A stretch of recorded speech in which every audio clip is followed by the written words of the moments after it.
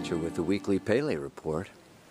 Astrological forecast. This one's for the week of the 19th of October, 2016. I'm here at Calakmul. Calakmul is actually the twin city of Tikal. I'm about 20 kilometers north of Guatemala. And Calakmul means two temples. Yes? So I'm going to climb up one of them right over here and give you the report. As we see, there's a few things happening. Last week I talked about Mars conjunct Pluto, and that is exact today as I speak. The moon is in Gemini. Tomorrow she goes into Cancer, and Mercury opposes Uranus. Yeah, I'm going to talk about what that means. And then, then Friday the moon goes around and moves through Cancer, opposes that Mars-Pluto conjunction, then comes up to square Uranus. And then on Saturday, we've got a square moon, third quarter square, 270 degrees at the last degree of Leo. No, last degree of Cancer, just before she goes into Leo. Because the sun is at the last degree of Libra. You guessed it. On Saturday, right after that third quarter square, the sun moves into Scorpio. Yeah? And on Monday, Mercury joins the sun in Scorpio. So we're going to have Black Moon Lilith, the Sun and Mercury in Scorpio, just as Venus exits and leaves Scorpio, going on into Sagittarius. Yeah? So we've got, Venus has moved into Sag, Sun, Mercury, so we see changes going on. By next Tuesday, Venus is going to be exactly square Neptune over there in Pisces, in those mutable signs. So here we have, of course, these stones are the masculine. Yes? 5 teachers. And then the circle is the feminine. Right in the center. Yeah? So awesome. Yeah. This actually was once a great courtyard. Maybe I'll just do a 360, take a little extra bit of your time today, because this is really a phenomenal archaeological site. There's another temple over there that you might be able to see through the trees. And then you can go straight across and you will see another temple across the way. And I gave you a shot of the treetops, right, when you climb up these temples. So, and then of course I started out at another temple.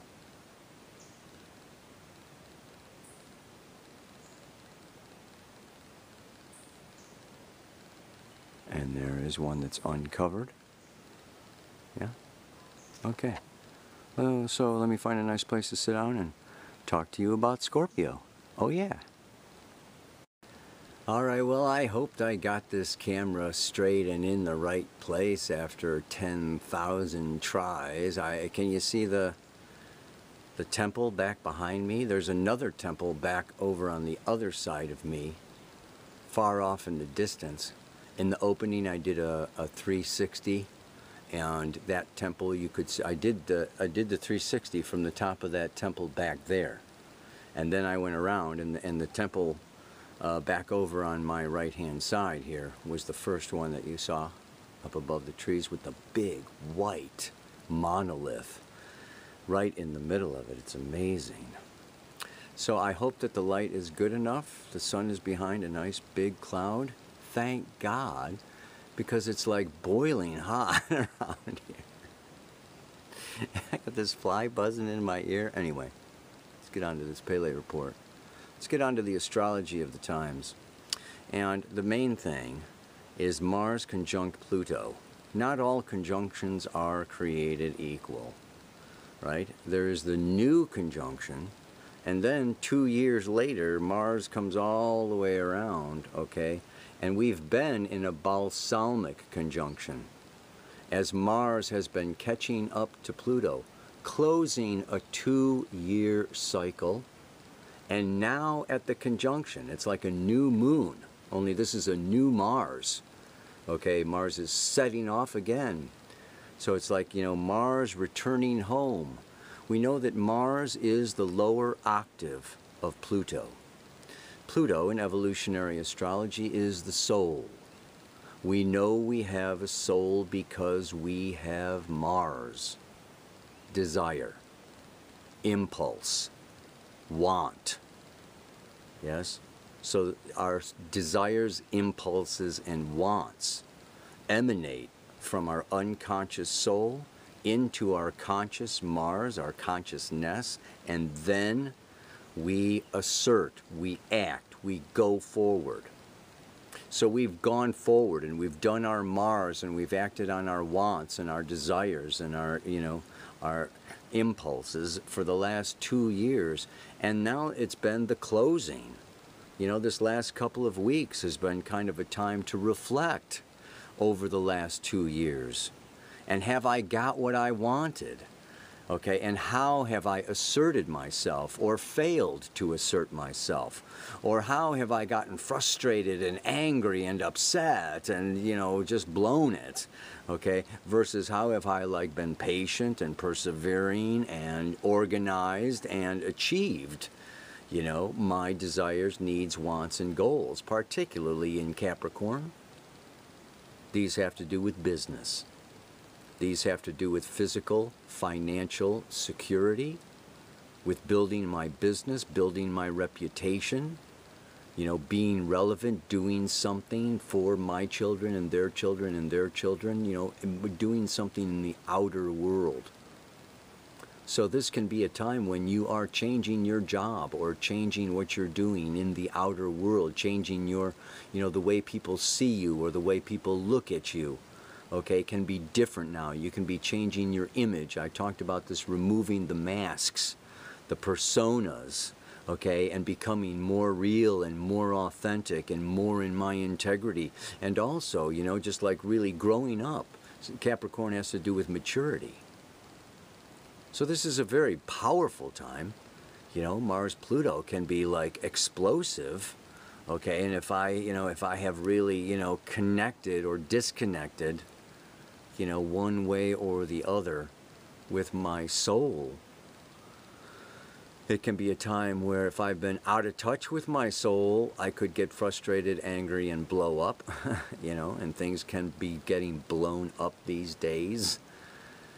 And if I have been in touch with my soul journey and my truth and my authentic self, this can be a time of tremendous success and achieving those goals and really getting, you know, what we want, boom, in a very powerful way.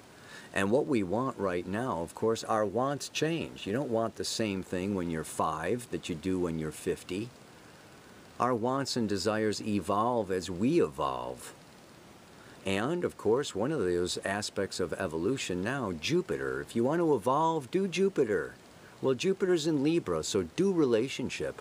Now is a time of evolving through relationship and partnership, both business and personal. Venus has been in Scorpio. Black Moon Lilith has been in Scorpio. Lilith is there from May of 16 until February of 17, and this is deepening. Okay, oh yeah, I did a whole nother video on Lilith in Scorpio for the community that is available if you want to jump into the new paradigm community, learn more about Lilith. There's also a download that you can download where I go through the astronomy, the astrology, and the mythology of Lilith according to my research. But anyway, I could go on about Lilith, but you know, now the Sun and Mercury is both going into Scorpio. Lilith is exalted in Scorpio because why? Because what? She's a champion of transformation, of alchemical transformation. And that's exactly what Scorpio and Pluto are all about. Now we have the Sun and Mercury joining her in Scorpio. And this is alchemical transformation through merging, through osmosis, through union with powerful, powerful forces outside my control that are really, you know, in a way, threatening, yet enticing.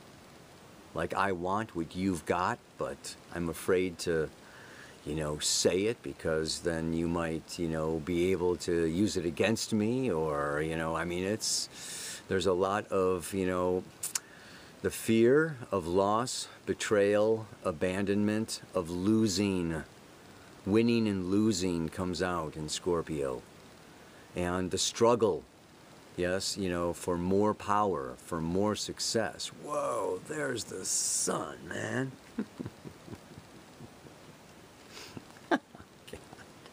Right in the middle of the report. I'm gonna have to cut this one short. Oh God, where was I, man? I want to get to the mantra because, you know, it really is a powerful, and it'll take me a little bit of time to explain it. You know, to truly be loved, you must see my soul. For that to happen, I must let go of protecting, hiding, and needing control, and admit that you have what I need to grow. And it was very powerful as I did some Kundalini. I did the lion's pause. I don't know if you're familiar with you make pause, yes, with these, and you reach out and then you alternate, you know, left hand in front, right hand in front, and you breathe, yeah, as you do this. I did this up on the top of that pyramid, and whew, I had some real openings. Because we tend to think of Libra and Scorpio in terms of partnership and relationship, romance or business or love, or it's like what I call the horizontal plane. But like I'm up over there going, whoa, this mantra and Scorpio, this has to do with, you could say this to God. You could say this to the great mother Gaia. Yes, you could say this mantra in order to be loved by the universe, by the earth, by the stars, by the infinite. They must see, life must see my soul. In order for that to happen, I need to let go. I need to open, put down the shield, put down the sword, take off the armor. I need to open and expose myself and show my soul to God, to Goddess. Yes? It's not just about sex and love and romance and money and advancement and, you know, up the ladder or whatever. You know, we're talking about life in general with Scorpio. Scorpio is the mystery behind the form, behind the person, okay, behind, you know, the bank, or behind the force of nature. And that's love. Yeah, I mean, the power of love we could look at as being a primary power, like why we are all here and what this is all about. And it's not just personal love or emotional, sexual love, or, you know, this idea of love. This love is like happening on every chakra, on every level. There's all, you know, different frequencies of love. And it hit me, you know, sitting up there, that it's like, wow, as I open up to the entire universe, yeah, and let go, you know, of hiding. Stop hiding. Stop needing to control. Just like, it's really super scary. Scorpio is super scary.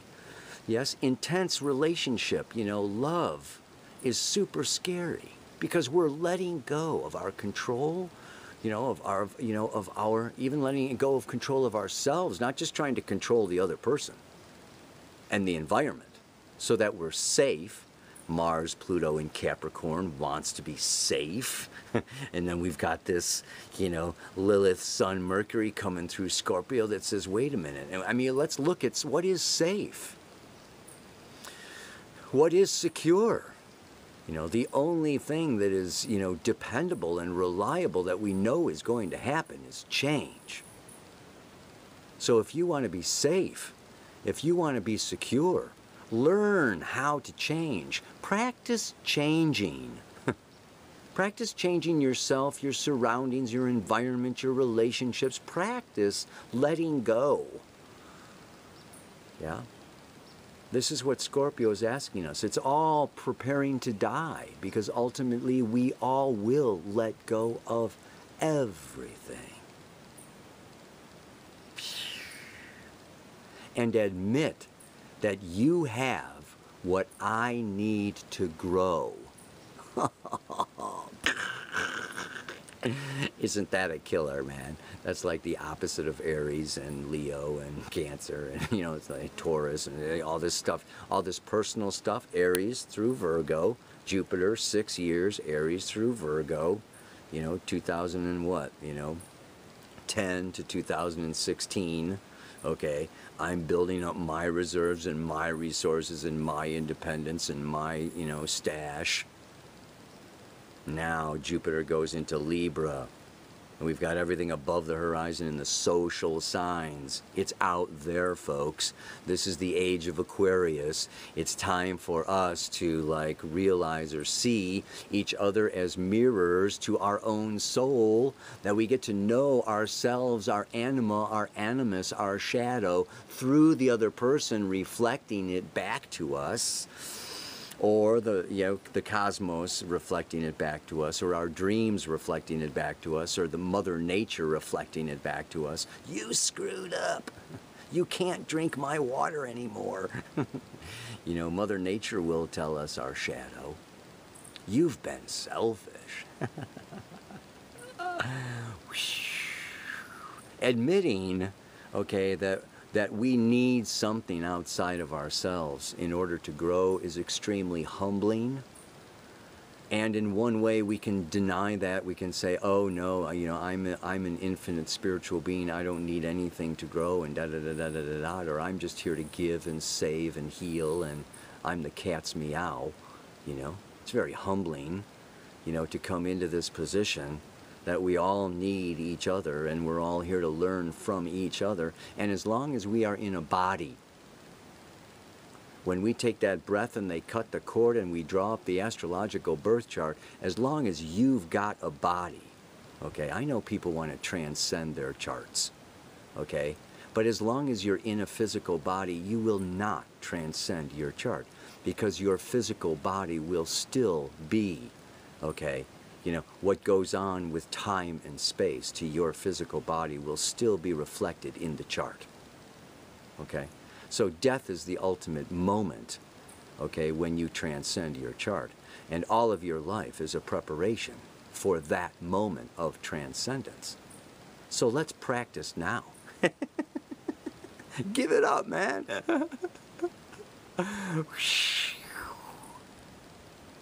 And that, this is also the orgasm. This is also, reaching states of ecstasy. And that eruption of the volcano, yes, and this experience of power and the rising of the kundalini. Okay, this isn't all about loss and you're going to get stepped on, or the predator's going to eat you, or you're going to lose your job or your money or your this or your that, your privacy.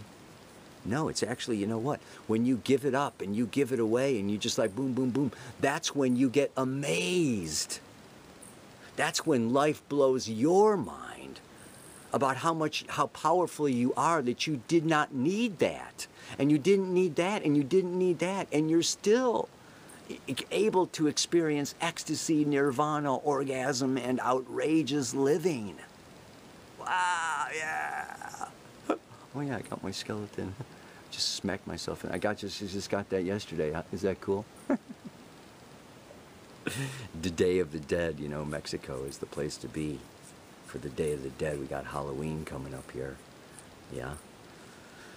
Celebrate All Souls Day. Celebrate the Day of the Dead. Celebrate, yes, letting go.